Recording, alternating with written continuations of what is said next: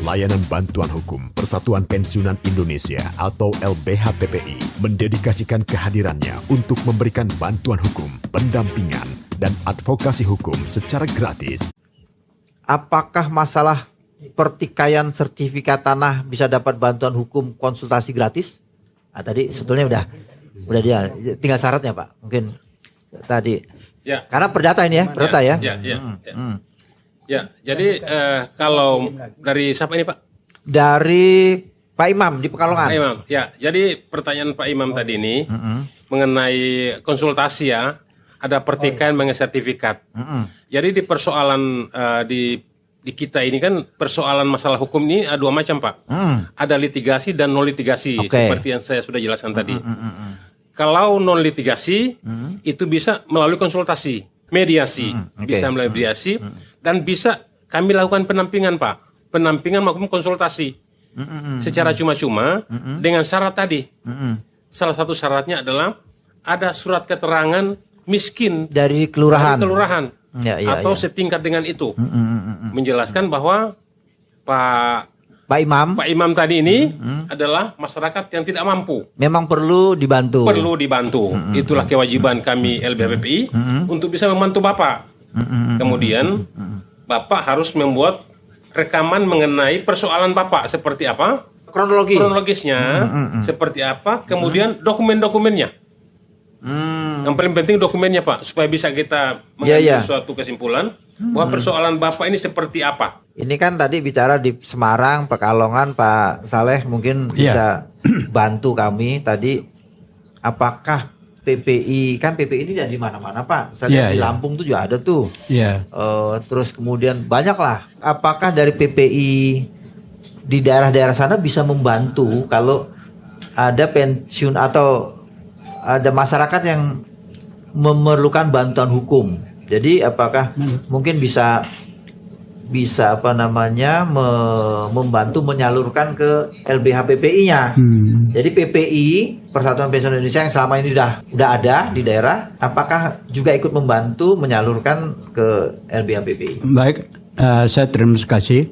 Sebelum saya sampai kepada hal yang teknis tadi, saya ingin bicara dulu masalah geopolitiknya, pengembangan wilayahnya. Kita tahu bahwa LBH ini baru berumur 2 bulan, Pak. Oleh karena itu, langkah-langkah yang dilakukan selama 2 bulan adalah langkah-langkah konsolidasi. Bagaimana memperkuat kelembagaannya, bagaimana memperkuat ketahanan. Ambil dulu. Ketahanan kelembagaan ini. Karena LBH ini kan cukup banyak, Pak. Persaingannya juga cukup banyak. Tidak semudah itu, Pak. Oleh karena itu, LBH ini bertekad, terutama Ketua Umum, Ketua Dewan Pembina, Pak Hermaya, Pak Akif, dan saya sendiri, Ketua Dewan Pengawas, bertekad untuk kita memunculkan diri yang terbaik lah, dengan memberikan jasa yang prima, apa yang disampaikan oleh Sekjen kita, Pak Hamim tadi gitu loh. Nah, terkait dengan itu, sudah tentu pelayanan tadi hanya dimungkinkan kalau kita punya jaringan, Pak. Jaringan itu sudah menjadi program utama LBH pada waktu Rakernas. Kita akan waktu Rakernas PPI. LBH sudah. LBH sudah. Launching. Waktu launching. Dan bertekad untuk membuka seluruh wilayah Indonesia, 38 provinsi, 500 kabupaten kota. Dalam bentuk apa dikatakan oleh Pak Agip tadi, dalam bentuk DPD. Ada DPD LBH PPI, ada DPC LBH PPI pada 3 kabupaten kota. Nah, sedemikian karena tadi saya katakan pembentukan ini adalah dibentuk oleh seluruh pensiunan yang tersebar 38 tadi. Jadi tancapan akarnya kuat sekali, Pak. Nah, dalam kaitan itu, kita, saya kebetulan ditugaskan oleh Ketua Umum, untuk merintis dari 38 provinsi itu adalah Jawa Barat. Baru minggu kemarin, Jawa Barat begitu antusiasnya karena dia 38 kabupaten kota dan provinsi yang bisa ditampung di ruangan itu hanya inti-intinya aja. Jadi yang lain online Pak, 5 kabupaten kota. Dan pada waktu diskusi 1 hari itu disepakati untuk membentuk secara resmi DPD LBH. Dan sekaligus juga di 38 kabupaten kota akan membentuk itu. Dan itu menjadi role model kita, proyeksi kita, bagaimana model organisasi di berbagai provinsi. Dan mereka sekarang malah mendesak hasil dari pertemuan itu. Saya dengan teman-teman yang ditugaskan ini akan segera membuat draft yang untuk disampaikan kepada pimpinan LBH, yaitu kepada Pak Akib sebagai ini dan kepada ketua umum dan ketua dewan pembina. Saya mendapatkan semalam mereka menginginkan malah sebelum puasa itu harus sudah dilantik itu Pak. Mungkin dalam waktu dekat ini akan menghadap pengurus intinya, ketua umum PPI-nya, karena masih kan di bawah PPI-nya, akan menghadap nanti meminta arahan sekaligus meminta persetujuan Pak Akib ya. Itu yang barangkali, dan sudah tentu ya, karena kita punya jaringan ya, tancapan di seluruh kabupaten kota, disitulah banyak persoalan-persoalan. Nah, persoalan-persoalan di Jawa Barat itu apa dikatakan oleh Pak Sekjen, perceraian Pak, yang lebih banyak itu. Jawa Barat. Jawa Barat. Inilah yang barangkali, dan sekarang Pak mohon dukungan juga dari teman-teman dari radio untuk mempopulerkan bagaimana segera daerah lain juga tertarik, karena media ini luar biasa Pak. Ya. Jadi itu satu ya, kita pasti itu, dan kita sedang membuka cabang-cabangnya. Terus yang kedua, bagaimana progresnya? Dalam 2 bulan itu Pak, saya menajamkan aja apa yang sudah sampaikan oleh Pak Akib dengan ini. Itu luar biasa Pak. Langsung turun ke lapangan, menangani masalah peristiwa Kalibata, pembunuhan itu, ya mungkin itu terkenal. Kemudian juga masalah pertanahan juga ada. Kemudian masalah perdata, ada hotel dan sebagainya itu. Oh ya? Iya, sudah mulai kita tangani. Hotel ya? Kemudian masalah pertanahan. Pertanahan paling perceraian Pak. Jadi saya setuju sekali apa yang disampaikan oleh 30%. Mungkin tambah dengan Jawa Barat ya mungkin lebih tinggi lagi ya. Ini yang barangkali, dan ini luar biasa Pak. Begini Pak, saya menajamkan aja, tapi dalam rumusan yang berbeda Pak. Sudah disampaikan oleh beliau tadi. Kalau saya formulasikan, itu ada fungsi tupoksi namanya. Ada 2, preventif dan represif Pak. Kalau represif tadi banyak sekali yang dibicarakan tadi Pak, yaitu menyelesaikan perkara perceraian dan sebagainya, dan sudah berhasil Pak. Tapi preventifnya yang belum barangkali. Preventif ini bagaimana mencegah agar tidak terjadi persoalan-persoalan, terutama masalah korupsi Pak. Yaitu ada perilaku pidana yang dilakukan oleh penjabat publik, oleh penjabat negara, oleh penjabat birokrasi. Nah, itu juga menjadi jangkauan kita Pak. Nah, dalam bentuk apa? Umpamanya di bidang pemerintah, dalam bentuk bagaimana membangun sistem dan penyusunan anggaran dan sebagainya, pertanggungjawaban. Karena terus sengaja dari situ sebenarnya Pak, korupsi terjadi pada perilaku yang serakah daripada penjabat negara ini, dan ini menjadi bagian dari kita Pak. Jadi bisa kita menyelesaikan perkara. Kalau dia sudah korupsi, kita bertanya apa Apa Pak Gubernur, Pak Bupati, Pak Menteri, Pak DPR mau apa enggak diinikan terus-terusan? Kalau berarti kan enggak mau, kita masuk Pak. Nah, kalau begitu kita akan menjadi konsultan.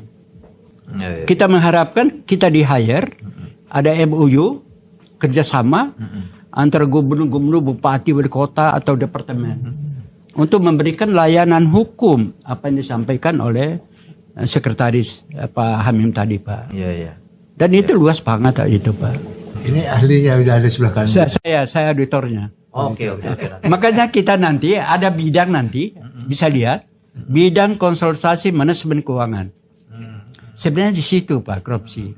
Dan mereka ini menginginkan ya laporan keuangan itu mendapatkan reward daripada BPK, lembaga tinggi negara. Hah? Pak Saleh ini dulu pensiunan dari BPK saya. BPK sebagai Auditor. Oh, itu pendengar. Berbagai departemen Pak. Jadi biar jelas termasuk nih, TNI. Kenapa Pak Saleh ini bicara soal keuangan karena beliau ternyata latar belakang auditor. Iya. Kalau Pak Hamim, Pak Akib hukum memang mereka dari Mahkamah Agung kan gitu kan, pensiunan Mahkamah Agung. Terus kalau ini mungkin Pak Akib bisa nih dari Blora Pak Akib, dari Pak Agus. Kalau masalahnya sengketa warisan, apa juga bisa dapat layanan gratis konsultasinya atau sampai menangani kasus ke pengadilan? Kondisi ekonomi sedang ya maksudnya sedang tidak baik. Itu tadi sudah kita udah jawab ya. Nah, mungkin Pak Akib bisa jelaskan lagi nih. Kalau masalah sengketa warisan, apa juga bisa dapat layanan gratis dari LBH PPI? Gimana Pak? Baik, terima kasih. Saya jawab dari Pak Agus dari Blora. Oh, dari Pak Agus dari Blora. Ya, bisa saja. Karena kita juga harus tahu dulu persisnya seperti apa. Satu. Dan syarat seperti yang Pak Amin tadi bahwa harus ada miskin dari keterangan miskin dari pengeluaran itu tidak bisa ditolak ya. Kemudian makanya saya bilang kalau memang istilahnya itu ya istilahnya kita harus tahu persis sebelum bergerak kan itu kan. Ya itu ya syarat-syaratnya telah dipenuhi itu ya kita terima. Silakan datang ke kantor aja ya. Karena biar jelas. Ya, mau tambahkan tadi dari Blora tadi. Ya. Oke. Jadi kalau masalah warisan ini kan kalau dia Muslim itu arahnya ke pengadilan agama. Kalau dia agamanya Muslim, dia harus ke PA. Kalau non Muslim itu ke pengadilan negeri. Peradilan umum. Ya, peradilan umum. Jadi dua perbedaan tadi itu silakan aja. Tapi kalau baru mau konsultasi, nggak usah ke sana, ke sini aja.